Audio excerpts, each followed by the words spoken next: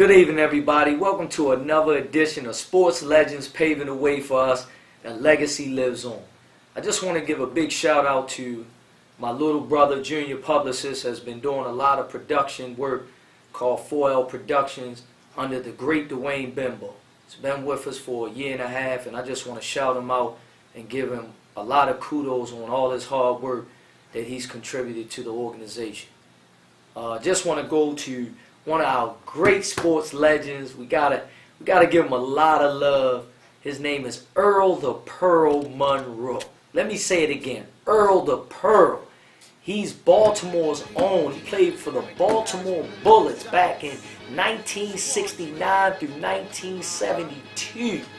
Oh, he was fabulous. Let me give you the rundown on the great Earl the Pearl. First and foremost, he was a Philly legend at the Great Sunny Hill, the Baker League tournaments. I mean, he flat out can do it. Had all the creativity, the charisma, had the great spin move, and could flat out score the basketball. Had a flair for the dramatic.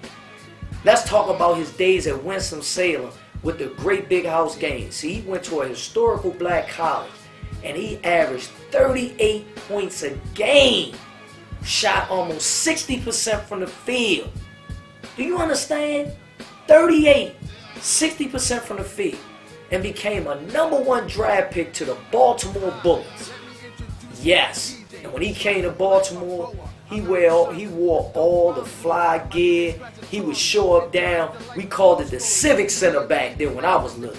Show up at the Civic Center downtown. Everybody was like Earl of Pearl. He used to give it to Walt Frazier. He used to give it to JoJo Hunter. He used to give it to all the great ball players in that era. Wilt Chamberlain, Oscar Robertson. Earl of Pearl could flat out do it. And then he went over to the New York Knicks and teamed up with the great Clyde Frazier. And they won a championship in 1973. Had the Garden rocking.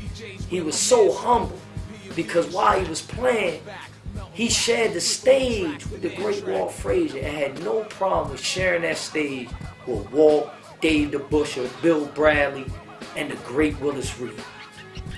Earl of Pearl will always have a great place in my heart because he really put Baltimore basketball on a professional level on the map. And that's when Baltimore was the place to go. Jam-packed in the Civic Center.